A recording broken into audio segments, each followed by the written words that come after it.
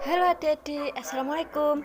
Pada video kali ini, kita akan belajar buku tematik kelas 4, tema 6, subtema 3, pembelajaran 4.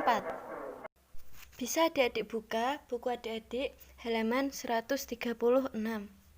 Kemudian, baliknya halaman 137, ayo membaca. Mimpi seorang laskar pelangi. Bisa adik-adik baca sendiri ya, untuk memahami bacaannya dan menambah pengetahuan. Setelah itu, adik-adik kerjakan halaman 138. Ayo menulis. Lengkapilah diagram berikut ini berdasarkan bacaan tersebut. Di situ bisa adik-adik lihat di diagramnya. Pertanyaannya ada cita-cita Andrea Hirata, halangan yang dihadapinya, sikap yang dimilikinya, dan usaha yang dilakukannya. Nah, bisa adik-adik jawab seperti yang sudah kakak lampirkan itu. Sudah ada jawabannya. Cita-cita Andrea Hirata adalah bersekolah di Prancis. Kemudian, halangan yang dihadapinya, dia harus bersekolah di bangunan yang hampir roboh. Andrea Hirata hanyalah anak dari seorang pegawai rendahan, dan jarak dari rumah ke sekolahnya sangat jauh, yaitu 30 km. Sikap yang dimiliki Andrea Hirata adalah tidak mudah menyerah, gigih, dan rajin belajar. Usaha yang dilakukannya yaitu dia memiliki motivasi belajar, menempuh jarak 30 km untuk menimba ilmu. Dan Andrea Hirata mengejar mimpi dan cita-cita yang sangat mustahil, namun bisa menjadi kenyataan. Kemudian, apa kesimpulanmu terhadap usaha Andrea Hirata untuk meraih cita-citanya? Bisa adik-adik jawab seperti ini. Kesimpulan saya terhadap usaha Andrea Hirata untuk meraih cita-citanya adalah sebuah cita-cita dapat diraih dengan kerja keras dan dukungan orang-orang di sekitar kita. Andrea Hirata telah membuktikan kekuatan mimpinya. Ia pun memiliki berbagai orang di sekelilingnya yang sangat mendukung usahanya untuk mencapai mimpinya. Meskipun ia miskin, bahkan tinggal di daerah yang terpencil, mimpinya telah membawanya kepada prestasi yang luar biasa. Bacalah puisi di bawah ini dalam hati dengan saksama. Pahamilah arti dan maknanya. Adik-adik baca puisi Laskar Pelangi karya Niji pada halaman 139. Kalau sudah adik-adik baca, di bawahnya ada pertanyaan. Setelah membaca puisi di atas, lakukanlah langkah-langkah berikut ini. Yang pertama, tuliskan makna puisi di atas dalam buku catatanmu. Nah, makna puisinya bisa adik-adik tulis di buku adik-adik kayak gini atau terserah adik-adik. Sebagai manusia yang ada di dunia ini, kita harus memiliki sebuah mimpi atau cita-cita. Dengan memiliki sebuah mimpi atau cita-cita, maka walaupun sesulit apapun keadaan di dunia ini, kita pasti tetap bisa bertahan untuk terus hidup di dunia ini. Yang kedua, tandai kalimat-kalimat dalam baris puisi di atas dengan meletakkan tanda jeda dan tekanan yang telah kamu pelajari sebelumnya. Nah, seperti yang sudah kakak lampirkan ini, tinggal adik-adik salin. Yang ketiga, baca kembali beberapa kali hingga kamu mantap dengan intonasi dan pemenggalannya. Yang keempat, hafalkan puisi tersebut termasuk kapan kamu berhenti dan memberi tekanan sesuai tanda yang telah kamu buat. Yang terakhir, bacakan puisi tersebut dengan percaya diri di depan kelas. Selanjutnya, ayo mengamati halaman 140. Andrea Hirata merupakan salah satu contoh pemuda masa kini yang gigih memperjuangkan mimpi dan cita-citanya. Kemiskinan keluarganya tidak menghalanginya mengejar mimpinya hingga ke negeri orang. Ayah Andrea adalah pegawai di PN Timah, Belitung, memang tidak dapat menyediakan banyak dana untuk sekolah Andrea. Belitung dahulu merupakan daerah penghasil timah andalan Indonesia. Timah adalah salah satu hasil sumber daya alam tambang. Perhatikan peta daerah persebaran sumber daya bahan tambang berikut. Bisa adik-adik lihat ini peta daerah persebarannya. Sudah kakak lampirkan, di buku adik-adik juga ada itu, bisa adik-adik lihat ya, adik perhatikan. Kemudian, berdasarkan peta sumber daya alam bahan tambang di atas, terdapat berbagai barang timbang yang tersebar di seluruh wilayah Indonesia. Barang-barang tambang yang terdapat di wilayah Indonesia antara lain minyak bumi, batu bara, tembaga, besi, timah, kapur, yodium, asbes, marmer, dan belerang. Ayo berlatih. Barang tambang sangat diperlukan untuk memenuhi kebutuhan industri. Ada banyak manfaat dari bahan tambang. Carilah informasi tentang manfaat sumber daya alam tambang dengan melengkapi tabel berikut. Ini bisa dilihat tabelnya. Jadi, adik-adik disuruh mencari tahu atau mencari informasi tentang manfaat sumber daya alam tambang. Nah, bisa adik-adik tulis seperti ini.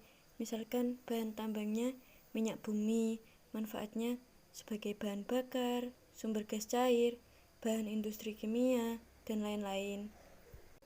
Bisa adik-adik baca sendiri itu ya. Nah, adik bisa cari informasi-informasi yang lainnya lebih lagi di Google, pasti kan banyak. Adik-adik bisa cari sendiri.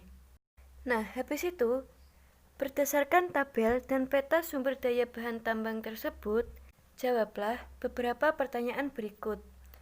Nomor 1. Barang tambang apa saja yang terdapat di provinsimu? Nah, itu sesuai daerah adik-adik, barang tambang yang ada di daerah adik-adik. Nah, misalkan barang tambang yang terdapat di provinsi saya adalah barang tambang minyak bumi dan barang tambang batu bara. Nomor 2. Barang tambang apa saja yang tidak dimiliki oleh daerah provinsimu? Nah, ini sesuai dengan daerah provinsi adik-adik. Apa sih barang tambang yang tidak dimiliki oleh daerah provinsi adik-adik? Misalkan, barang tambang yang tidak dimiliki di provinsi saya adalah barang tambang emas. Kemudian nomor 3, digunakan untuk apa sajakah barang tambang yang ada di daerahmu? Ini barang tambang yang ada di daerah adik-adik itu digunakan untuk apa saja sih? Misalkan, barang tambang yang ada di daerah saya digunakan untuk pembuatan minyak bensin, solar yang dikelola secara tradisional. Seperti itu sesuai dengan daerah atau provinsi adik-adik. Ayo mengamati halaman 142. Jika kamu perhatikan sekali lagi peta persebaran sumber daya alam yang ada di Indonesia, apa kesimpulanmu? Setiap daerah di Indonesia menghasilkan sumber daya alam yang berbeda-beda. Akan tetapi, sebagai bagian dari Negara Kesatuan Republik Indonesia, semua sumber daya alam itu dikelola negara untuk kemakmuran rakyatnya.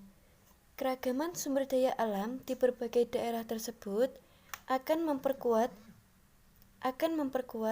rasa saling membutuhkan antara satu daerah dengan daerah yang lain. Tidak hanya keragaman sumber daya alam, keragaman kegiatan keagamaan di Indonesia juga menjadikan Indonesia sebagai negeri yang unik.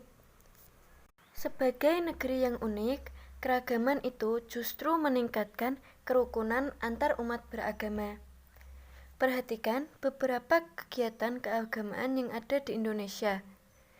Kamu dapat dengan mudah mengetahuinya dari kalender nasional yang menandai kegiatan hari raya keagamaan sebagai hari libur nasional. Tahukah kamu tentang perayaan-perayaan keagamaan ke-6 agama besar di Indonesia? Bagaimana para umat beragama merayakannya?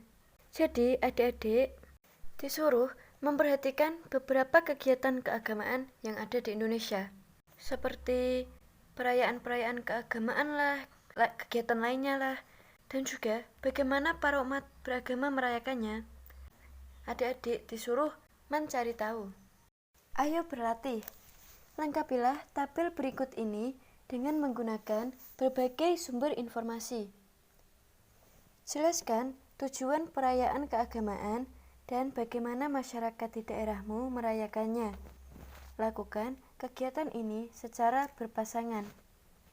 Gunakan kalender tahun ini untuk mengetahui hari raya keagamaan. Nah, ini tabelnya. Kakak kasih contoh seperti ini.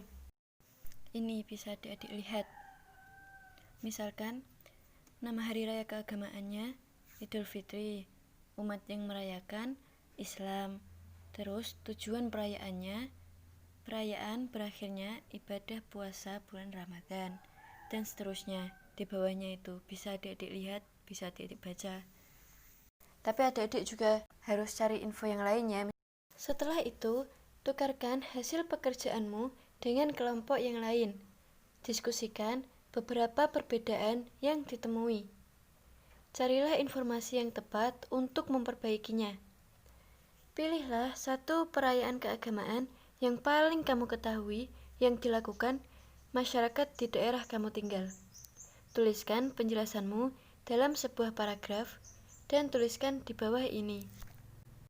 Jadi, adik-adik disuruh pilih salah satu perayaan keagamaan yang paling kamu ketahui yang dilakukan masyarakat di daerah adik-adik. Nah, misalkan ini kakak kasih contoh. Nama perayaannya Lebaran Idul Fitri. Terus tujuan perayaannya, perayaan ini bertujuan untuk mensyukuri selesainya masa berpuasa atau bulan Ramadan. Kemudian sejarah singkat tentang perayaannya. Perayaan Idul Fitri dilaksanakan karena seluruh umat muslim di dunia telah berhasil menahan hawa nafsu dari berbagai hal-hal yang dilarang selama 1 bulan penuh, yaitu pada saat bulan Ramadan. Kemudian, cara masyarakat merayakannya, biasanya perayaan